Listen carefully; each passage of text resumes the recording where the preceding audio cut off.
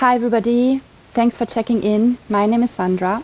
Welcome to this mini lecture, which serves as a kind of additional chapter to the essay I wrote about connection. So over the last year, many of us spent quite a significant amount of time rather isolated and disconnected due to COVID-19. And I became very curious to understand how we might be standing in our own way for connection to happen. Because COVID-19 deprives us of physical connection, that's for sure, but the reason why so many of us feel disconnected and isolated and lack a deeper sense of belonging on a chronic level, the reasons for that might lie somewhere deeper, somehow related to our own attitudes, behaviors and beliefs. And that might be good news because it means that we can do something about it. So if connection is so very essential to human nature, and that's what many studies do suggest, then we want to do our best to find it. And I believe that yoga is a powerful resource on that quest. Yoga is often translated as union, and union and connection are certainly related to one another. So it seems like we have a tool there. So more about the tools we use in the moment. I would first like to quickly present the hard facts of this program. I like to think of it more as an immersion because I like the idea that we get into we go into the depths of things and look underneath the surface of things really. So this immersion consists of a series of 4 classes plus 2 Yoga Nidras. The first class and the 2 Yoga Nidras are available for free as a teaser, so to say. And the Yoga Nidras last 15 minutes in length. The class is around 60 minutes. And I'm very aware that most of us prefer like a 30-minute class for the home practice really, but I realize that we need to allow a little more time if we really want to go into the depth of things. So I just hope that you have the possibility now and then to set aside an hour for yourself. So the immersion follows a storyline, precisely the narrative of the essay. That means it's built, it's a process, a journey. And because of that, the classes should be practiced in the given order. At least the first round you do them. And of course, I hope you find them useful enough that you return to them and you repeat them. The classes are kind of intermediate level. That means that you can adjust the intensity to some degree to your choosing, doing more chaturangas or vinyasas if you want to gear things up or gear down and rest more often in child's pose or in down dog. So the classes are no beginners classes, and there won't be tons of postural cues or instructions or how to modify things. And this is why it's no beginners classes, not because we necessarily do so many advanced postures, but you should be able to come up with some modifications yourself. Instead of just strictly following the instructions. So simple stuff, so bringing your hands to your hips instead of reaching high in Warrior 1, for instance. So you should just be able to listen to your body and respond appropriately. So the practices differ a little bit in intensity and tone, depending on which part of the journey we find ourselves, so what kind of inner work we are after. The first classes focus more on softening, becoming permeable and receptive, on opening. So the first classes are meant to help you connect to yourself and create a feeling of coming home. And from that place of coming home, we then focus more on cultivating strength and resilience. So there are these 2 sets of qualities that stand on either side of the spectrum. There is flexibility, softness and openness on one side, and then we have strength, resilience and poise on the other. And ultimately, we try to combine them and bring them together so that we kind of find balance in between them. Because it's only in combination with the opposite that each quality becomes whole and demonstrates its full power. But now, returning to where we left off above, how can we create more understanding and how can we find better conditions for connection to happen? How can yoga be of help with that? What are the tools we use? So yoga means union, and one aspect of that notion is the union of body and mind. This is the foundation of probably all mindfulness practices, you can say. And this is what we're after, the union of body and mind.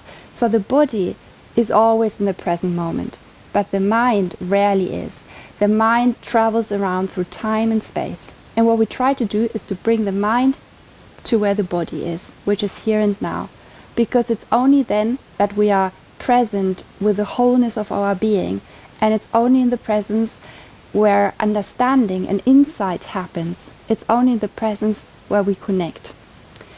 And in order to create that union of body and mind, we use physical sensations, because all physical sensations happen in the present moment, and we try and bring our awareness to them. Physical sensations include the breath, and the breath holds a special place for various reasons. The breath is regarded as a bridge between body and mind, and also does it connect all living creatures. We all share the same body of air. It's the same air we all breathe. And in that sense, the breath beautifully visualizes this idea of union, of connectedness. So the breath is a major tool we use, and we do so as we move. We investigate the relation between the body and the breath. So how are the movements supported by the breath, and the other way around? How is the breath supported by the movement? So it's this relation, this connection that we are after, and the understanding and the experience that rarely anything exists in isolation. So yes, the presence, it's a special place to be, and we try and strengthen our ability to reside there. So mindfulness is the foundation. It's the foundation really any time we roll out the yoga mat. Yoga is a mindfulness practice with a goal to understand ourselves better, how we function, our default mode of moving, of thinking, of judging, and eventually being able to eliminate all behaviors, attitudes and beliefs that don't serve us very well. Now during this immersion, we are a little bit more specific in what we are after. So our mindfulness kind of shines a light on a more specific question, and that is how to improve our connection skills. And we might not find the answer right away during the class, but that's not even the goal. On the mat, we practice being mindful.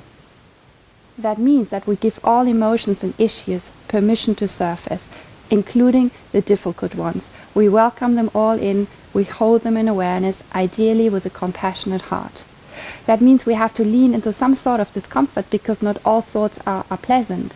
There might be fear, anxiety, resentment, anger, pain, confusion, guilt, shame, all stuff that has been unattended and hidden away.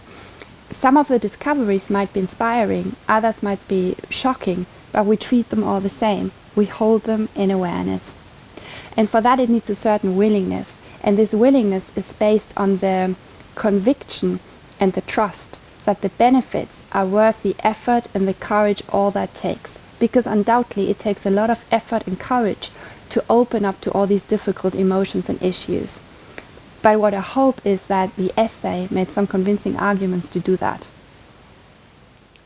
So the first step is that we allow everything to surface. So we try to get to know our fears and resistances really well, because we can only make worthwhile changes to things we've recognized, reflected and understood.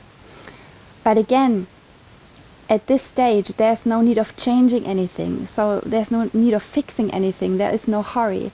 Self-reflection certainly has its place, but it's not exactly self-reflection what we are after on the yoga mat.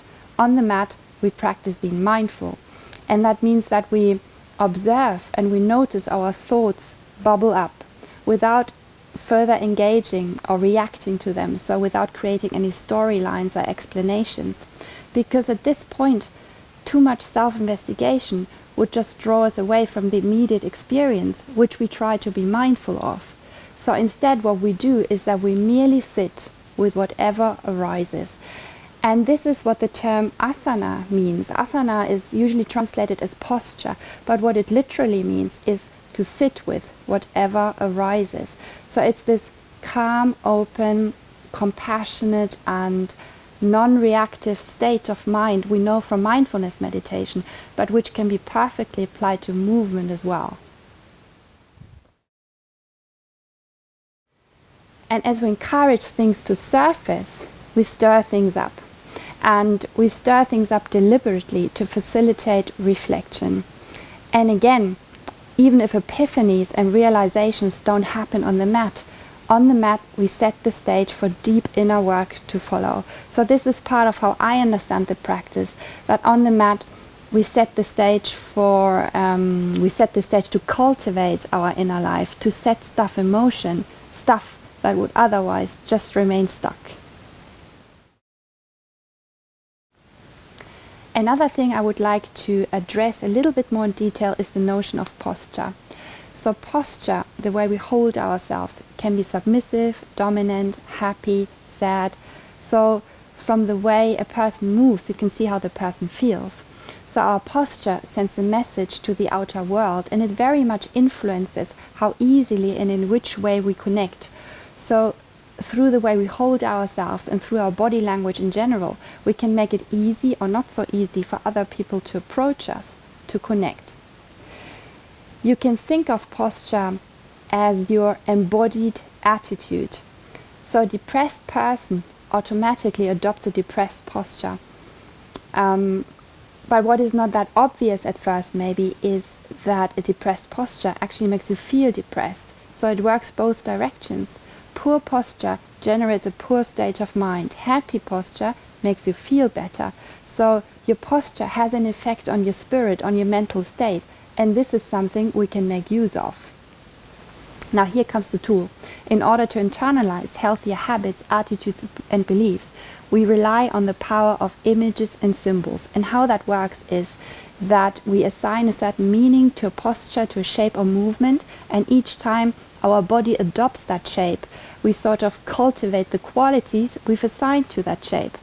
And this changes something in the way we are mentally wired, probably on a much deeper level than if we would just keep it on an intellectual level.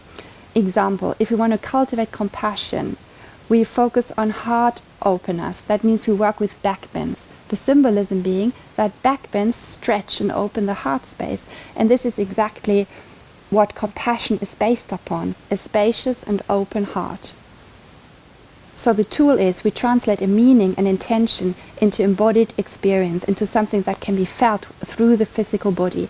And the very same principle applies to mudras. Mudras are hand symbols, or postures you do with your own hands. Now, many people have a certain objection to working with mudras, but a mudra can be used irrespective of any faith or religious belief. So mudra can really just be the same thing as any other posture you assign meaning to, only that you do it with your hands. Symbols, especially once they've become embodied experience, can send a strong message to the subconscious mind. And we use the power of symbols to sort of fertilize the soil of the subconscious mind so that the message, the intention, finds optimal conditions for growth. But what you can probably all break this down to is, as a kind of takeaway message, move happy moves. Thinking happy thoughts is another tool we use, and we use it in Yoga Nidra. Yoga Nidra is done lying, and we work with sankalpas, which are positive intentions, resolves, affirmations, which many of us know from the beginning of each year in the form of New Year resolutions. So thinking happy thoughts, moving happy moves, these are the tools we use. And that's because our posture and our attitude have an influence on our mind and our mental state. You know the sayings, fake it till you make it, or chin up, both bring it to the point. So all of this might sound a little bit like brainwash, and yes, this is what it is. And I hope this doesn't turn you off, because if we're being honest with ourselves, we are brainwashed already. And what we are doing now is that we choose a detergent, a washing cycle that supports us living a reflective life, a life of integrity, a life that helps us or makes us feel content, authentic and whole, which are all prerequisites for finding deeper connections. Because in the end, we are the architects of our own mental landscape, and knowing that, we want to infuse our daily life with practices and intentions that shape the mind in beneficial ways. Now with this immersion, I hope to offer some valuable tools to each one of you who feels the interest, the desire or the need for some deeper inquiry on that subject. And I hope that the selection of classes together with the 2 Yoga Nidras, I hope to stimulate, to inspire, to stir things up, to encourage the process. Now, should you decide that you want to immerse yourself and to embark on the course, I'd like to encourage you to read through the essay first, simply to identify what resonates with you and where inner work is needed. My guess would be that this way the practice can have a much deeper effect. Now, when practiced with a proper motivation and intention, yoga can go much beyond building up strength and increasing flexibility. Yoga is a comprehensive system of self-care, and the mat a place or a safe place where you're welcome with all that you are, where you can welcome everything in and trust the process and trust your own ability to do the work that is necessary. Thank you so much for watching. I hope you join and enjoy. Namaste.